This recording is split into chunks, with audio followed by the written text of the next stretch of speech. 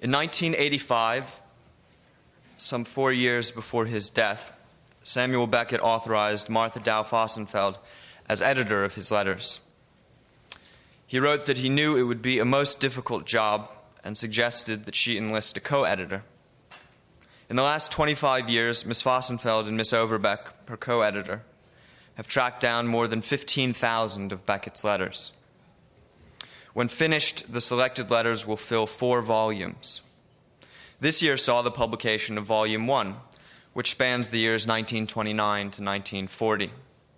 It opens with a letter to James Joyce, and it ends with one written on June 10, 1940, in which Beckett proposes a billiard game with a friend for the following Friday. That Friday, June 14, 1940, was the day that the Germans occupied Paris. In addition to serving as co-editor of the letters, Martha Dow Fehsenfeld is co-author of Beckett in the Theater, and she originated the Beckett Festival of radio plays. Likewise, Lois Overbeck, in addition to serving as co-editor and project manager of the letters, has published widely on Beckett and modern drama, as well as directing Beckett in Atlanta and editing the Beckett Circle.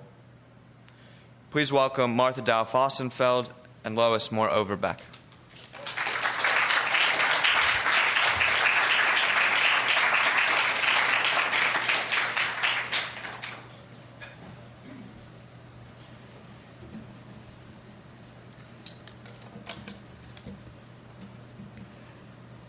Samuel Beckett's Chamber Music.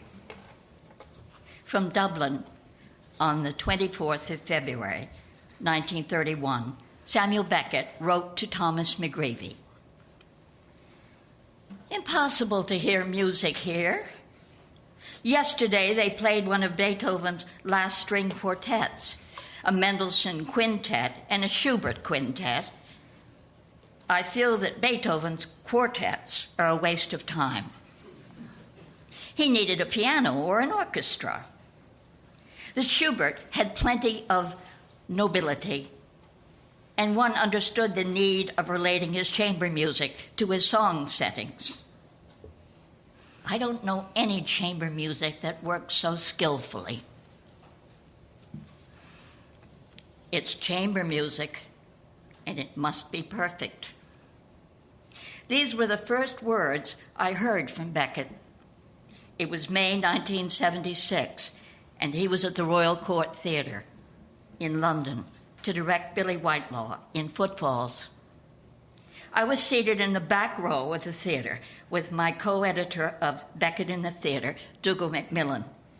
I tried to listen as if it were the very first time I had ever listened, determined to catch every nuance, every scrap of sound from that stage, not wasting a single moment. The sound of the gong in the silent darkness, and then the beginning footsteps, the footfalls, in counterpoint with the swish, the trail of the tattered costume.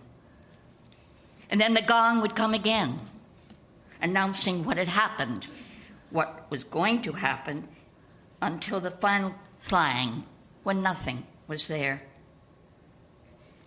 My work is a matter of fundamental sounds. No joke intended. Made as fully as possible, Beckett wrote in 1958 to Alan Schneider, his American director. And I accept responsibility for nothing else. But he was also concerned with the inevitable accompanying silences. Beckett's series of notes to Peter Hall, made after seeing Hall's 1955 production of Waiting for Godot in London, makes this abundantly clear. This then suddenly moonrise.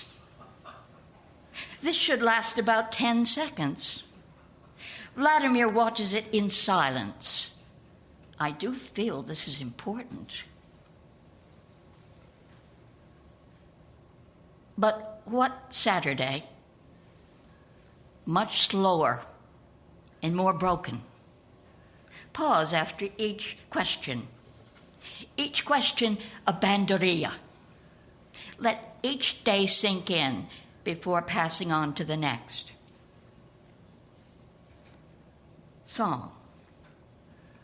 Vladimir should advance to extreme front, parody attitude of amateur cantatrice, and sing with exaggerated feeling. What stops him is the word tomb. He broods on death. What a day, out of silence. Silence before perhaps he can see into the future. From now on, to curtain, dead, numb tone for Vladimir. Everything's dead but the tree. Dead, numb tone. After the sound came the silence.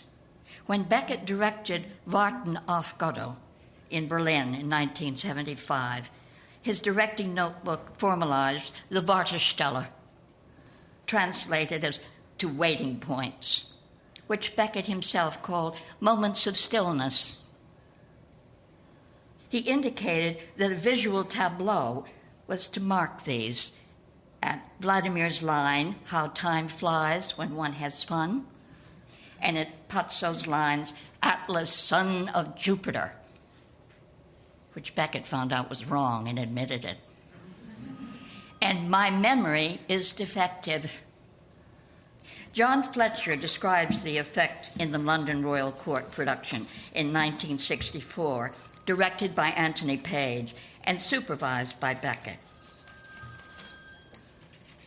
The actors maintained during pauses the stance and attitude which they had adopted as their last words were being uttered. They did not fidget or budge, but stared before them until the time allowed for the pause had elapsed. Not only was the tension palpable, but the play's characteristic rhythm was preserved. A burst of activity followed a still silence, in regular alternation. Beckett's insistence on silence served as a counterpoint to words and action in his plays. A sequence of notes, varied in pitch and duration, are shaped into phrases, as in music. These may repeat and develop within and between voices, and are articulated with pauses. Also learned from music was attention. We can see how important repeated listening was to Beckett by the way he wrote in 1936 about a painting by Emile Nolde. Feel at once on terms with the picture, and that I want to spend a long time before it. Play it over and over, much like a record of a quartet. Knowing that Beckett played the piano, one might say he was practicing, but this was an effort that was also a pleasure, for he found release in playing. His brother Frank rented a piano for his rooms at Trinity College.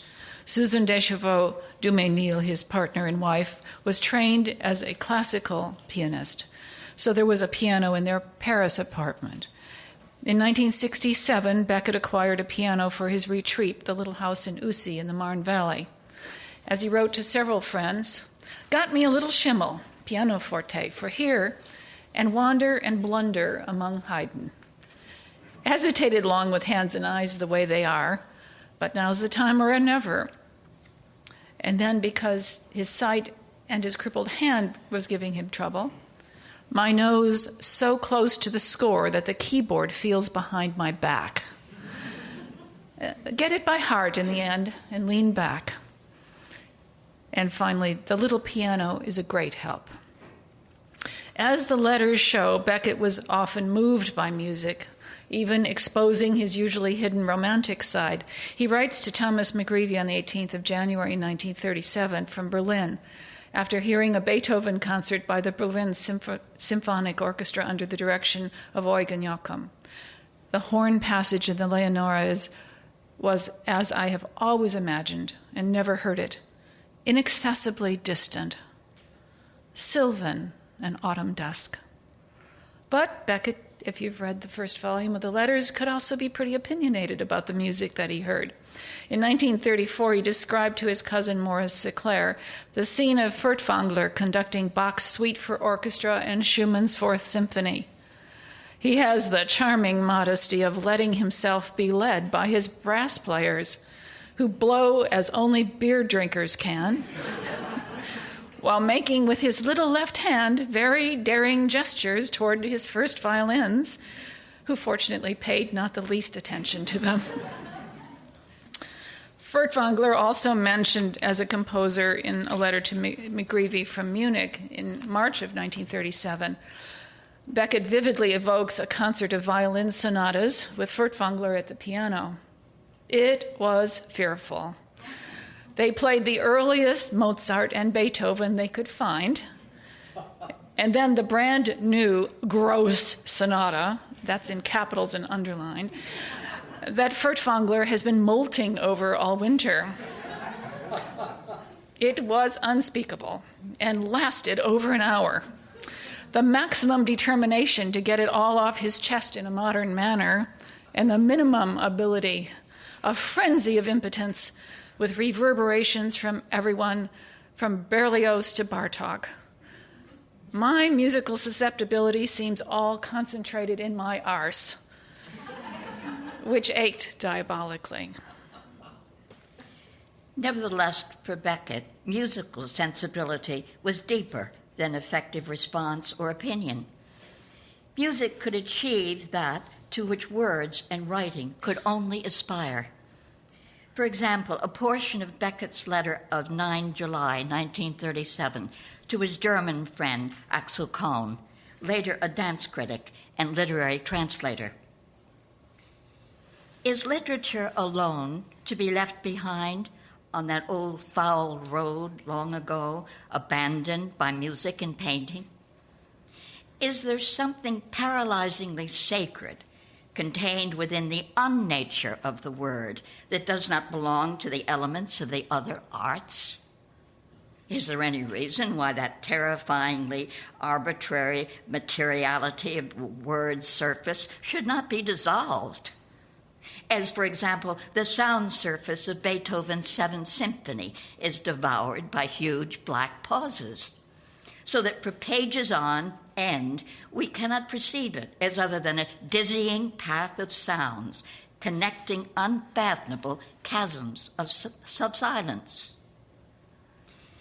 If music suggested possibilities to his writing in the early days, Beckett insisted that the expressive potential of words, music, and movement were distinct. He told Morris Sinclair, his cousin, in the summer of 1964, "Do not believe that ballet is music. It is precisely because music has a subordinate part in it that ballet annoys me. For serious music cannot be of use. To represent a piece of music in a particular way by means of dancing, gestures, settings, costumes, etc., is to degrade it by reducing its value to mere anecdote."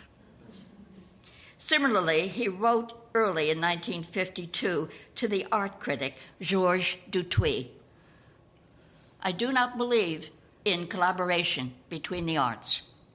I want theater reduced to its own means, speech and acting, without painting, without music, without embellishments. That is Protestantism, if you like. We are what we are." This is the attitude that prevails when an aspiring young French composer, Edouard Kester, wrote in 1954 to request permission to set music to Un Intendant Godot. Beckett replied, "I hardly know what to say to you about your project. I have already publicly expressed my opposition to any stage music." Werner Eck had thought of writing some. "For me, that would be an awful mistake. A very different case would be music inspired by the play, and I would be greatly flattered by any venture in that direction. But in saying that, I have in mind instrumental music, no voices. To be quite frank, I do not believe that the text of Godot could bear the extensions of any musical setting that would give it. The piece as a dramatic whole, yes, but not the verbal detail. For what is at issue is a speaking whose function is not so much that of having a meaning as of putting up a struggle, poor, I hope, against silence and leading back to it. I find it hard to see it as an integral part of a sound world.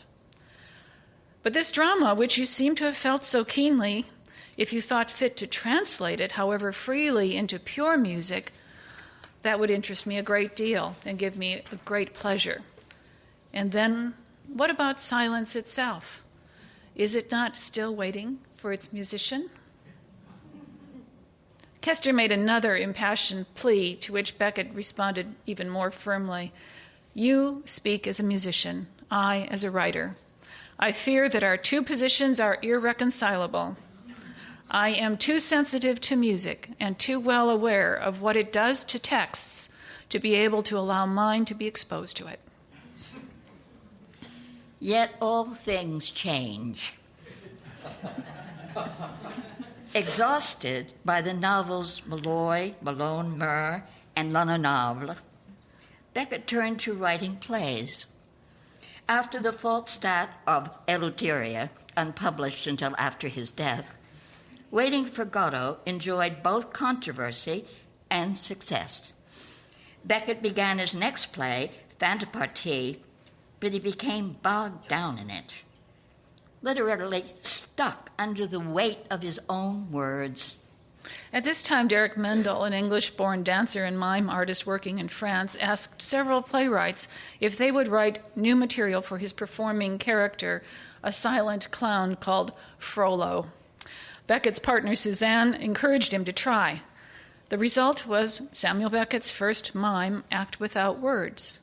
It is a series of movements by a solitary figure who is tempted to meet his human needs by reaching for them as they are dropped down from above on a rope.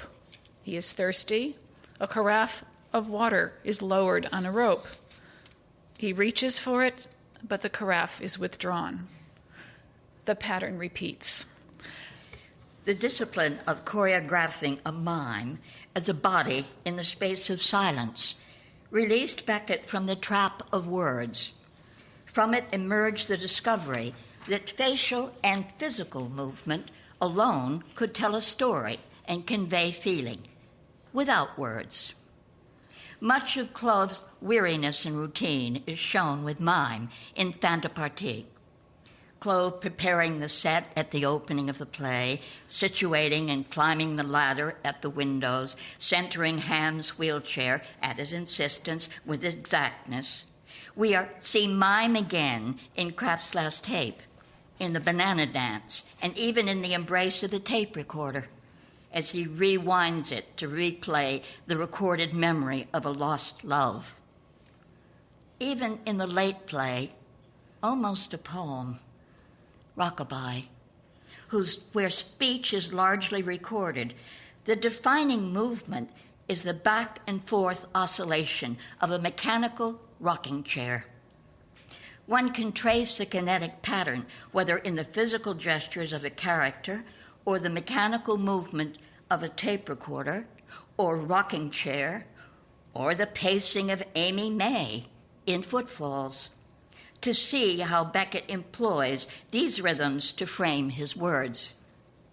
Indeed, how his words, as they become fewer and more challenged by silence, depend on such rhythms as a continual. Samuel Beckett asked his cousin John Beckett to compose music for the mime Act Without Words. John worked very closely with the performer Derek Mendel much so that the results appeared to be of a piece.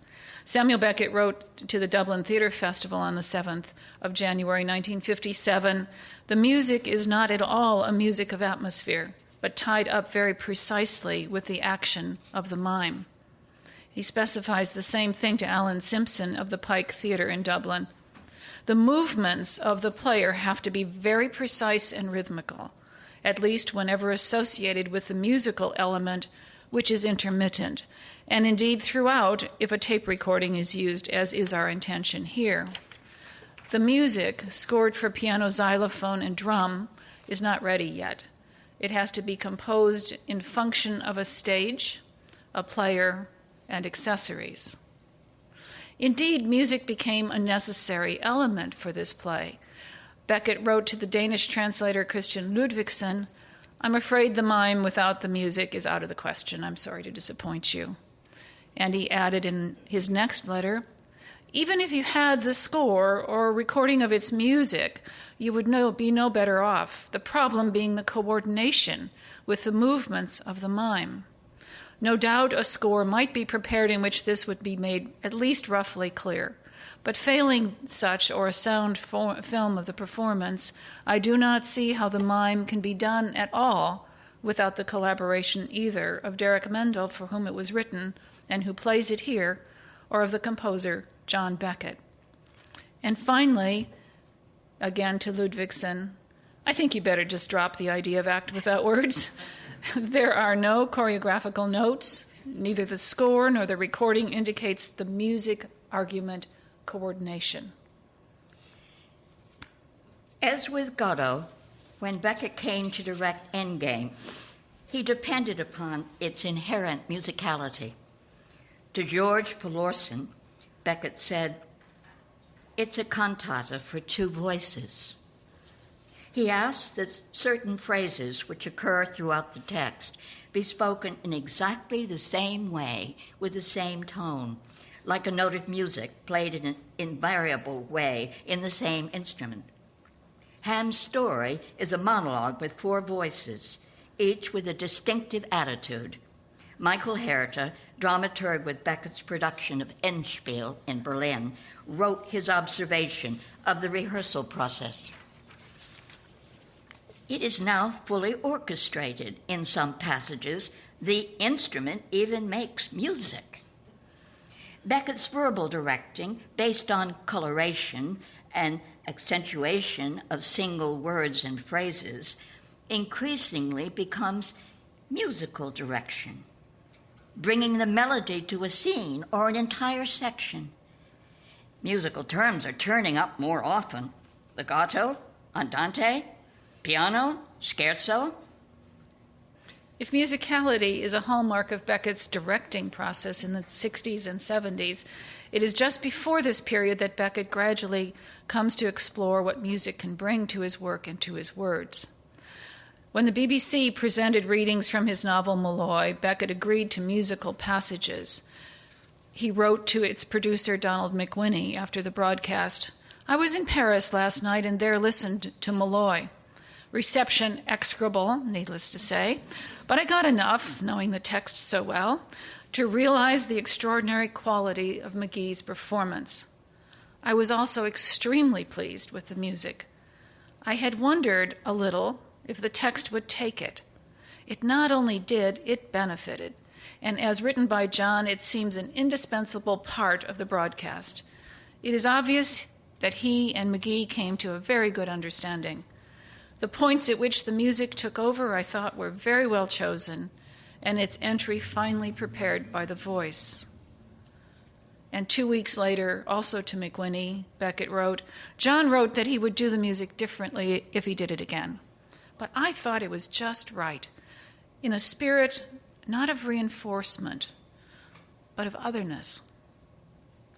Perhaps it is this potential for otherness that helps to explain why Beckett came to accept music with his words. The next year, March 1958, Beckett allowed composer Mark Wilkinson to set Lucky's speech from Waiting for Godot. "There is no objection, on my part, to your having set to music an extract from Godot, or to your having it performed."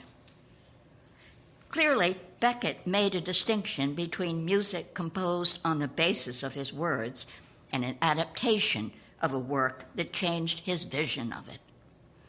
For he wrote to Duda Schmidt at Grove Press just a few weeks later.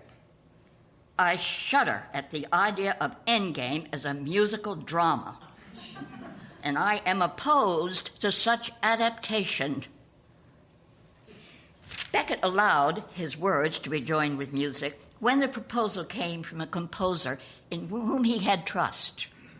That was central to Beckett. If he had trust in someone or something that someone was doing, that was all that was needed. Certainly, that was the case with the setting of Kraft's last tape by Marcel Mihailovici, who, as Beckett wrote to Barney Rossett at Grove Press in 1959, he wants to make a chamber opera out of crap for the RTF and for a theater in Germany. I gave him permission. He's a fine musician, a good friend, husband of the pianist Monique Haas, Beckett reported on the results to Judah Schmidt on 12 February 1961. Concert performance of Mihailovici's Crap tomorrow at Chaillot. Heard rehearsal today with good Swiss baritone. The music is very fine. But of course, not much left of the wearish old man. And his voices, on the other hand, much added. Soon after Mihailovici's operatic treatment of Kraft's last tape, Beckett composed the radio play Words and Music. In it, two characters, words and music, each attempts to control the other. It's a play that could only have been written for radio because I don't know how we'd stage something like words as a character and music as a character. In any case, fusion between them was impossible, collaboration unsuccessful. Both acclamation and compromise seemed to go down in defeat. In the thrust and parry between them, words attempted to compose a poem, but stumbled until they followed the shape that the music dictated. Melody and rhythm were, in the end, what made them right and released the meanings they were seeking.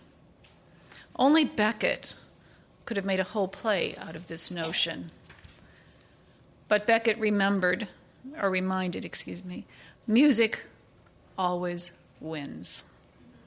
In this drama, Beckett comes close to fulfilling his desire to find a method of verbally exposing the limitations of words, the goal that he voiced in his 1937 letter to Axel Kohn.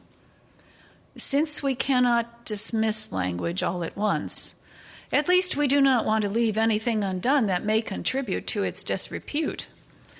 To drill one hole after another into it until that which lurks behind, be it something or nothing, starts seeping through. Of course, at first, it can only be a matter of somehow inventing a method of verbally demonstrating this scornful attitude vis-a-vis the word. In this dissonance of instrument and usage, perhaps one will already be able to sense a whispering of the end music or of the silence underlying all.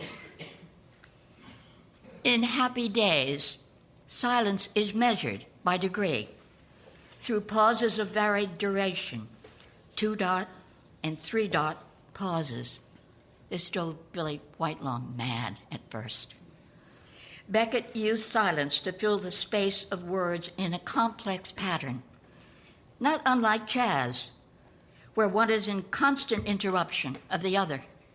Movement separated from gestures, and both from words, and words intercepted by thought. The form is syncopation. In footfalls, the steps and the turns that follow them are deliberately measured by Amy May. She counts them out. 1, 2, 3, 4, 5, 6, 7, wheel. She paces the lighted strip, revolving it all in her poor mind. Measurement and text become one. As Beckett said to Billy Whitelaw, words are her only friends. So it was with Winnie in Happy Days. Words abandoned them, giving way to silence. Here then are the scores for the chamber music. And the performance? Beckett was not always, no, never satisfied with the result. Regularly, one would see him lower his head into his hands during a rehearsal, and one could hear him mutter or whisper, "It'll never be as I see and hear it in my head." Thank you. Thank you.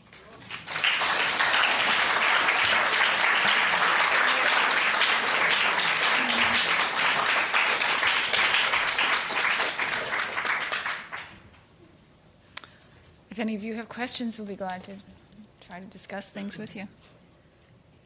You're going to have to hear them for me because I won't hear them. I know. Yes? How many of these letters were in French and how many of these were? The proportion changes because we daily acquire more letters. About 40% are in French over the total of the 15,000. This era that you're looking In the first volume, I would say it's much smaller, but of course he moves to Paris in 1938. Many more of his friends are communicating with him in French. And as contrast, French was a common language in Volume 1 with his friends who had also been in France and who were enthralled with French poetry.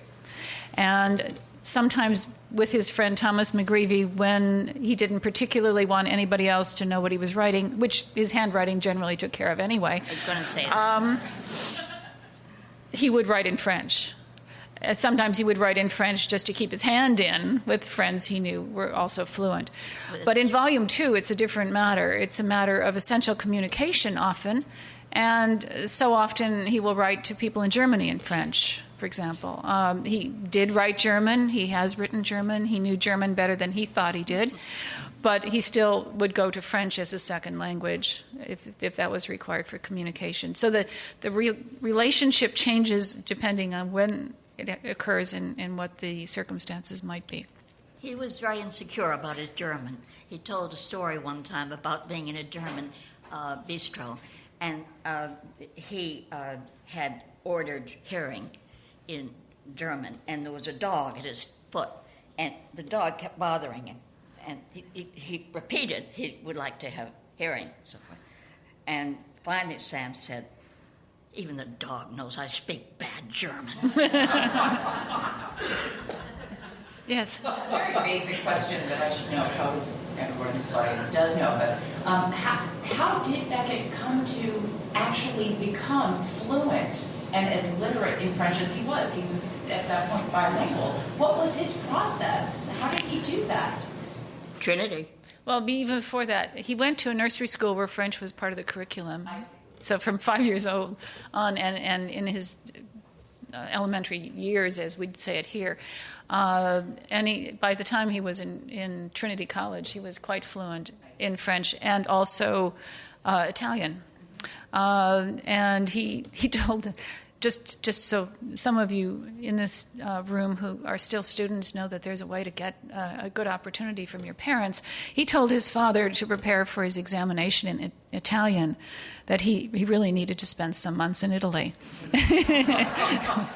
And that worked out pretty well for him. But he's also, I mean, his fluency in languages is part of the reason why I think we find his words so delightful, because he moves so quickly between one and another. He had no trouble correcting the Portuguese translation of his work as late as the 70s, when he hadn't been, I mean, he traveled a bit in Portugal by then, but, you know, he was quite capable of doing that. And I think this joy of language, of words, early days when we were working on some of the letters that had a good deal of German in them, we had some help from our colleagues, and they couldn't believe how he could joke in the language. Our German translator was at 6s and 7s to deal with some of the German letters that we have in Volume 1, because they weren't perfect German. And yet we wanted to, in the translation, also show that they weren't perfect. But there was very little way to explain why they weren't perfect. You just had to sort of work it out as you could. But he didn't stop playing. Even if he didn't have all the facility he needed, he continued to make new words, to make it work for him. He was always interested in a problem to be solved. And I think this led him to languages very often.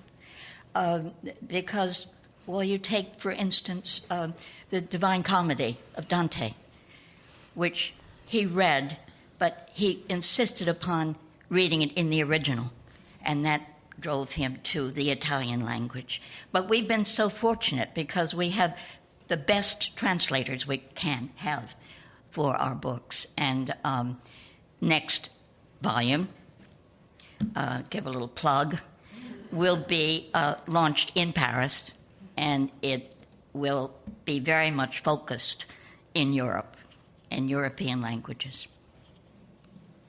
Yes. Two questions.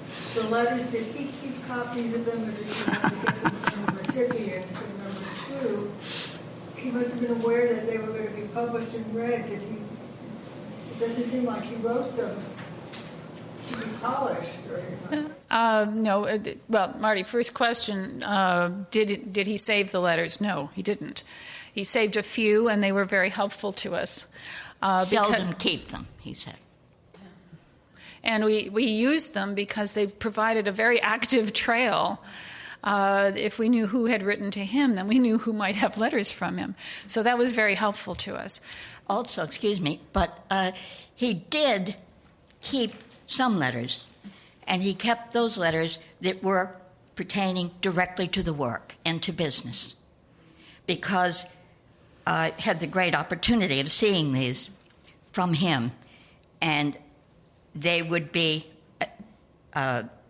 first a draft, and then sometimes there would be a change in the draft. So he would write on the verso of the letter he received his answer. But even that had to be as close to what he wanted as possible. And then we were very, very glad to find the original as it was actually sent in another archive. Once in a while. Because we could read them. Your second question, could you repeat that? He must have been aware that his letters would be read or published, and it sounds like he didn't polish them the way he polished them. Oh, no, he didn't polish them. When he had a difficult business matter, he was very careful to go over things and make sure he wanted to say what he wanted to say. I'm so sorry.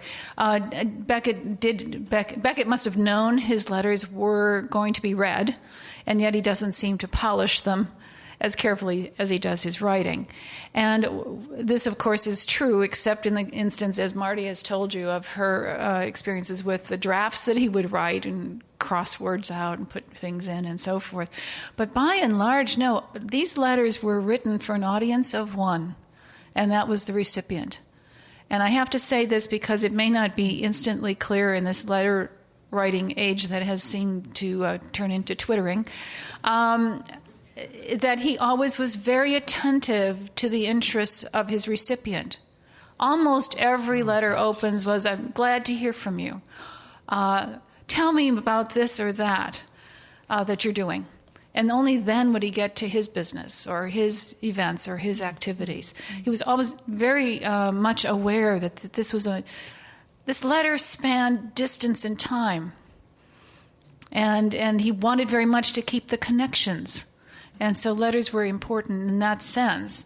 And we're really very privileged to just overhear the conversations, I think, that are in these letters. And it is the correspondence of Samuel Beckett. And that's important because we are published as the letters of Samuel Beckett. But I think the important part of those letters is the dialogue between the giver and the receiver. And that is really the correspondence. So I think we always have to keep that in mind with these letters. Yes. Who was McGreevy?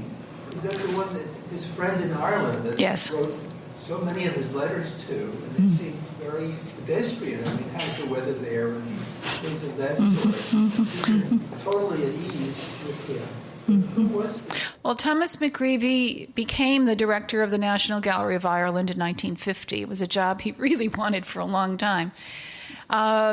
He was actually trained at Trinity in political science, and then moved on more and more into literary areas and matters of art.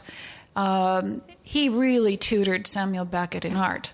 He also was a great friend in Paris. Sam followed him at the École Normale Supérieure, and Tom introduced him to everybody, and everybody included. He was a reference point. He was somebody that Beckett could depend on and, in a sense, hold on to at a time when he needed that. And McGreevy knew this and, in a way, encouraged it, I think, because McGreevy needed to have his own connections. And I think that very often is the source of a correspondence, in any case. Also, McGreevy was a very interesting guy. He was apparently so garrulous that when we met Anne Yates, she remembered as a young woman traveling from the ferry in the south of Ireland up to Dublin on the train with McGreevy, and she said, he doesn't stop talking the whole way.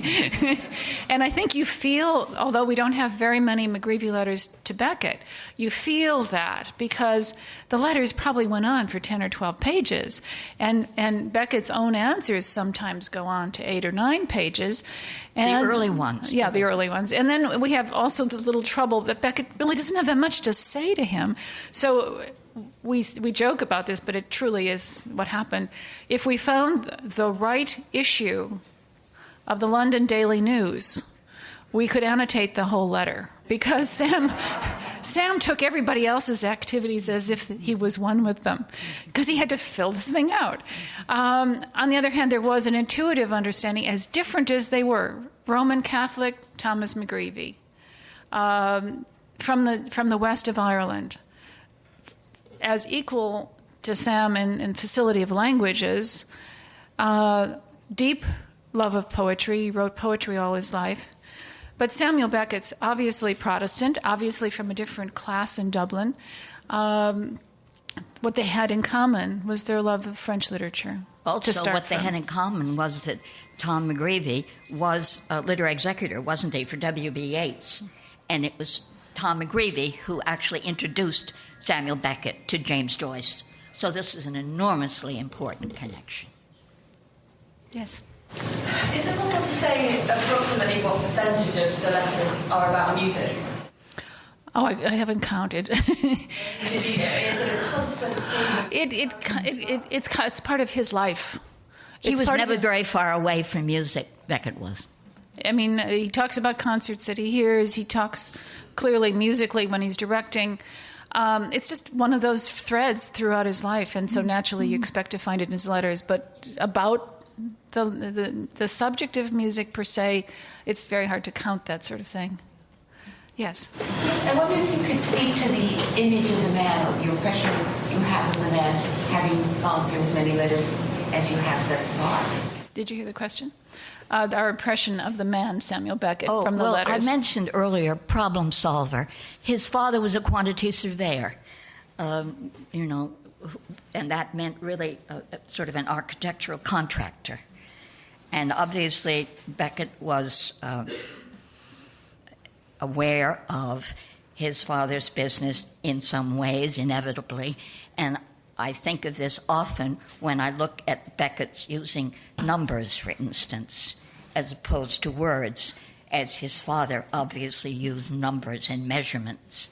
I think that's an aspect of it. But I do feel, and I have felt increasingly over 30 years, that Beckett was always interested in a problem, how to solve it.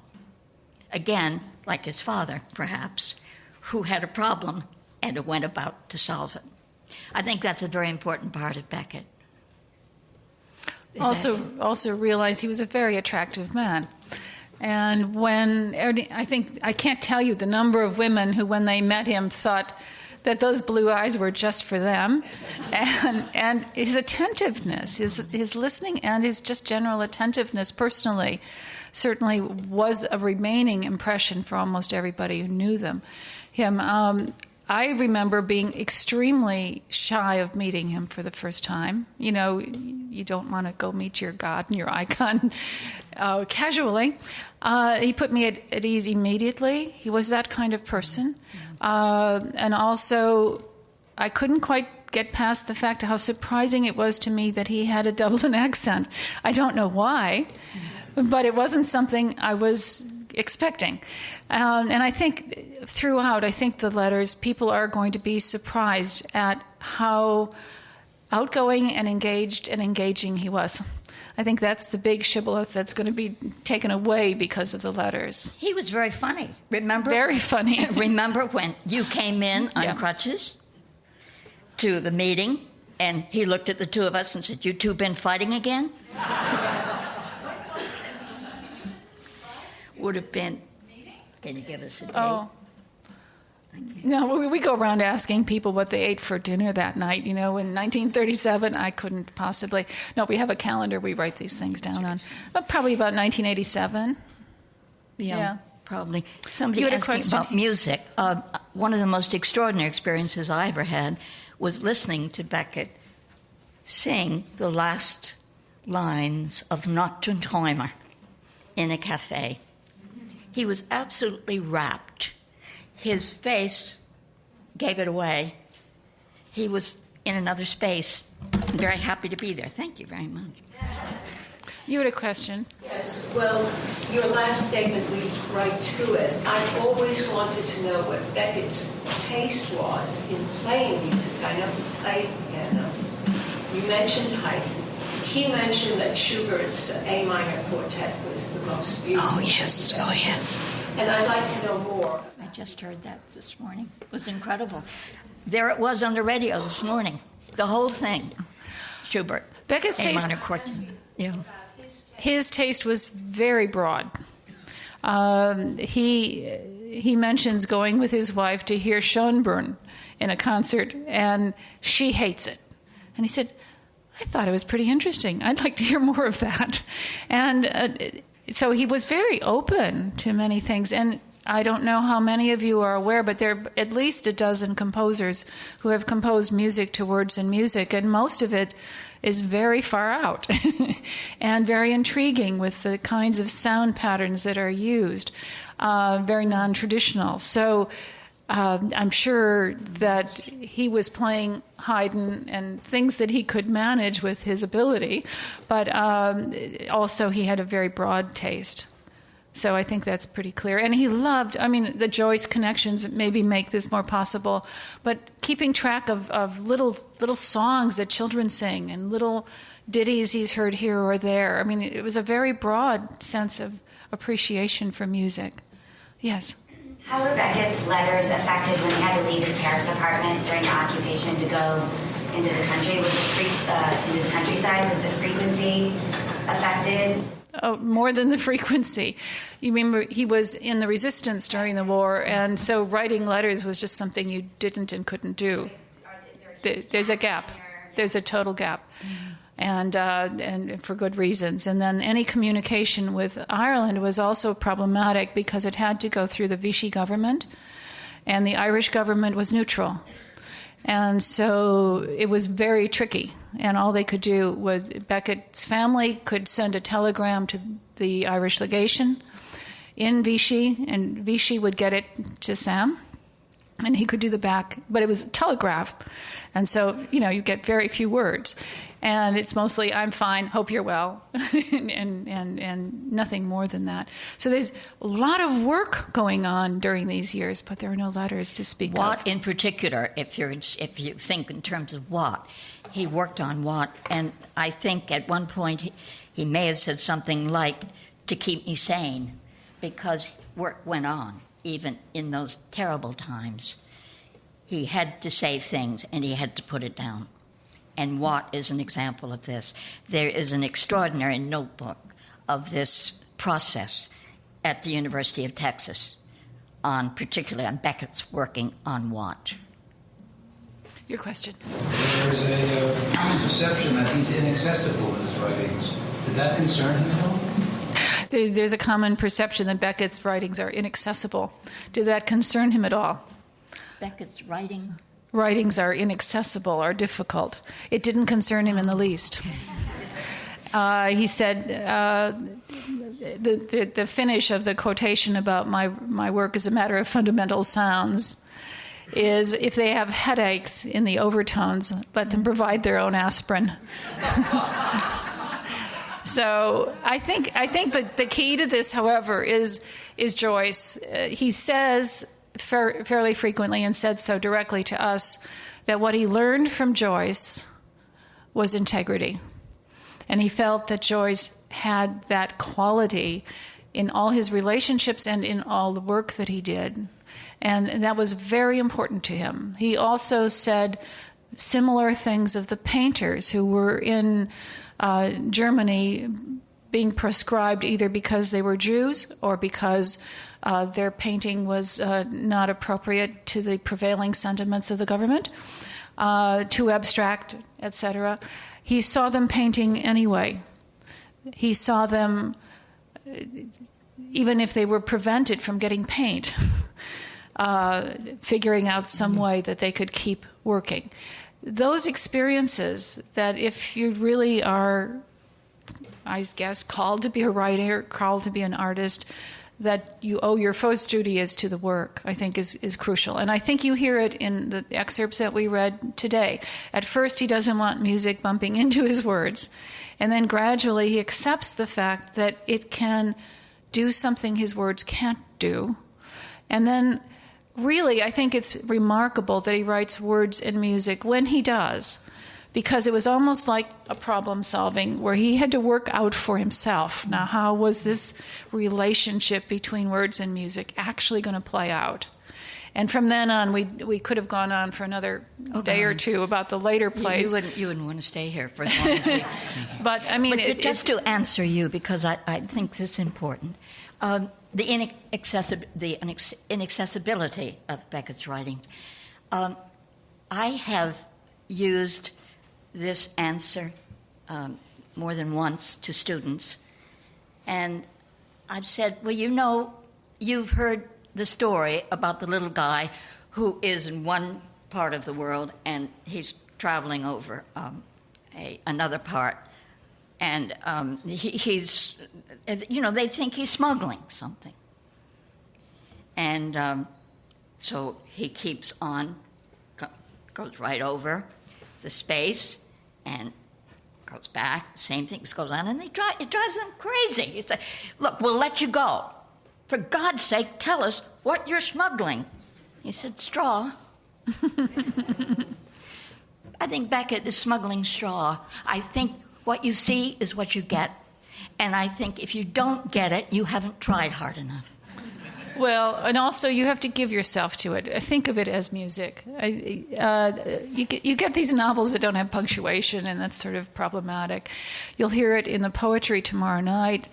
Again, because there's no punctuation between the lines, there are a couple of ways that those words could be read in combination with each other, and that's sort of the point.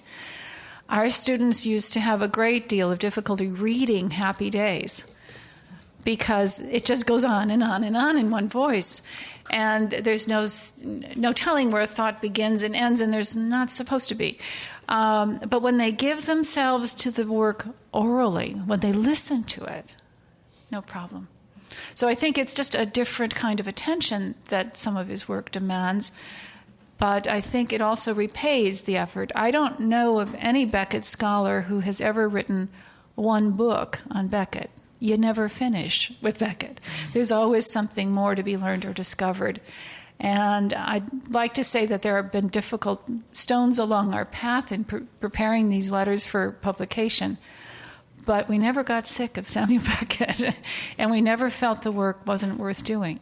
So... I'm sorry? Did he care if the actors' voices were musical? I don't think the quality of music in their voices was the point, although Patrick McGee, for example, had a wonderful voice, and it was very musical, and had many deep and wonderful tones in it. And, of course, that was very provocative to Beckett.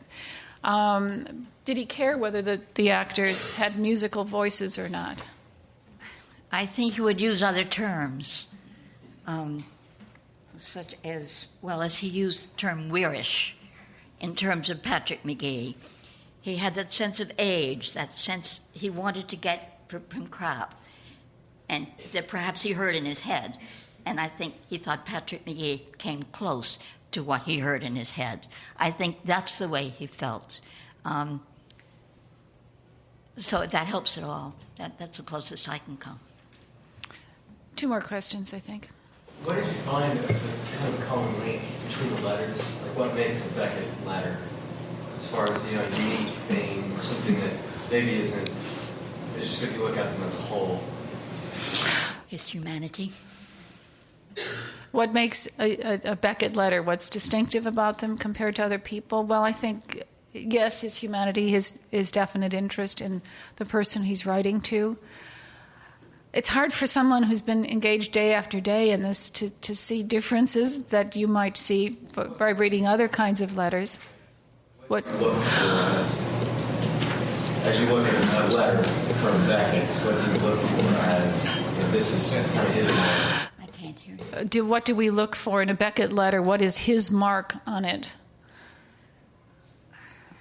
His mark on it that we can read. His mark, I think we've touched on this before, but his interest in the receiver, his interest in the other person, putting that before his own. Now, this didn't happen at the beginning because he was very self-absorbed. He was trying to figure out what was going on in his life. He didn't have time to think of someone else's. But as time went on, that changed, and changed clearly. And as I said, once he built up a trust between his interest, I suppose you could say, and the interest of the correspondence, there was a bond, and sometimes an unexpected bond. But he also has a way of turning a phrase, even in little tiny letters. And we've had any number of correspondents say, I just have a few little cards from Beckett. And in the 2 or 3 sentences on that card is one sentence that is so perfectly rhythmical, so perfectly balanced. It couldn't be by anybody else. And I think that's what you meant. I mean, even in the small things. Yes?